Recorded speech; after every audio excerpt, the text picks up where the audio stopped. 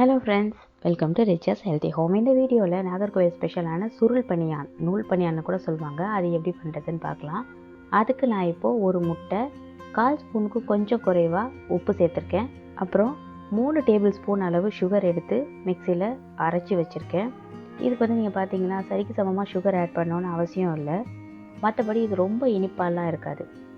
அதனால் நான் ஒரு 3 டேபிள் ஸ்பூன் அளவுக்கு மட்டும் சுகர் எடுத்து பவுடர் பண்ணி வச்சுருக்கேன். அதை இந்த முட்டை கூட நான் சேர்த்துக்கிட்டேன். இப்போது இது எல்லாத்தையும் ஒன்றா அப்படியே கலக்கி எடுத்துக்கலாம். இதுக்கு பெரிய பதம்லாம் ஒன்றும் தேவையில்லை, நீங்கள் அப்படியே கலக்கி எடுத்துக்கிட்டிங்கன்னா போதும். இந்த மாதிரி. அதுக்கப்புறம் அரிசி மாவு 150 கிராம். ஆனால் இந்த ஒரு முட்டையில் அரிசி மாவு போட்டு பிசைஞ்சால் இந்த மாதிரி புட்டு வேக வைக்கிறதுக்கு முன்னாடி ஸ்டேஜில் புட்டு மாவு எப்படி இருக்குமோ அந்த மாதிரி இருந்தால் போதும். அதுக்கப்புறம் அரைச்சி வடிகட்டி வச்சுருக்க தேங்காய் பால் அதை எடுத்துகிட்டு கொஞ்சம் கொஞ்சமாக தெளித்து இந்த மாவை நீங்கள் சப்பாத்தி மாவு பதத்துக்கு கொண்டு வரணும். இந்த மாதிரி நீங்கள் அரிசி மாவு வீட்டில் அரைச்சி வச்சதும் பயன்படுத்தலாம். அப்படி இல்லைன்னா இடியாப்ப மாவு இருக்குது இல்லையா, அதையும் நீங்கள் பயன்படுத்தலாம்.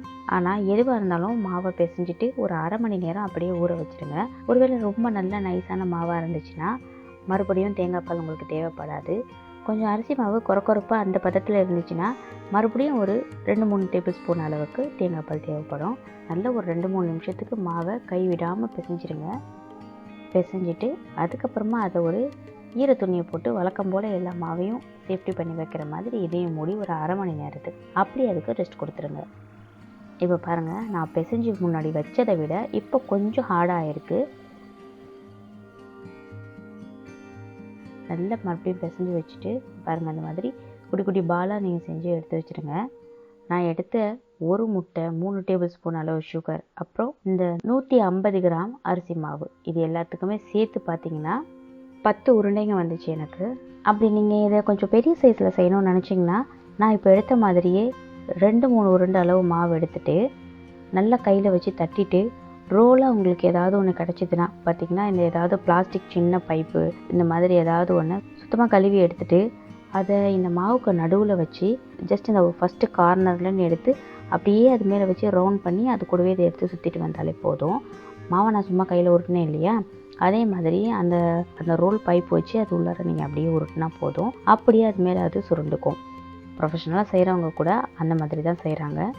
இதை நீங்கள் அந்த மாதிரி பண்ணதுக்கப்புறமா 2 ஜாயிண்ட்டையும் மேலே ஒன்றா ஒட்டிட்டு அப்படியே மெதுவாக அந்த பைப்பை உருவி எடுத்துடலாம். ரொம்ப டேஸ்ட்டாக இருக்கும். இனிமேல் சாப்பிட்டா எனக்கு ஞாபகம் இருக்குது. அப்புறம் வானலில் எண்ணெய் மிதமான சூடு வந்த உடனே இதை நீங்கள் போட்டுருங்க. மாவு கொஞ்சம் மொத்தமாக இருக்கிறதுனால எண்ணெய் ரொம்ப சூடாக இருக்க தேவையில்லை. மிதமான சூடு வந்ததுக்கப்புறம் இதை போட்டுட்டு ரொம்ப பொறுமையாக கிளறி பொரிக்கணும். இப்போது பொன்னிறமாக ஆனதும் நீங்கள் இதை எடுத்துடலாம். நான் இதை பல வருஷத்துக்கு முன்னாடி சாப்பிட்ருந்தாலும் அப்படியே அந்த சுவை இன்னுமே என் மனசுலேயே இருக்குது. அந்த அளவுக்கு செம்ம டேஸ்ட்டாக சூப்பராக இருந்துச்சு. நீங்களும் ட்ரை பண்ணி பாருங்கள். இதை சுருள் பனியா, நூல் பனியா, மடக்கு பனியா, இந்த மாதிரி 2-3 வெரைட்டியான நேம்லேயும் சொல்லுவாங்க. நான் இன்னொரு வித்தியாசமான வேற ஒரு டிஷ்ஷோடு வந்து உங்கள் எல்லாரையும் மீட் பண்ணுறேன். தேங்க்ஸ் ஃபார் வாட்சிங். Thank you viewers. Happy healthy home.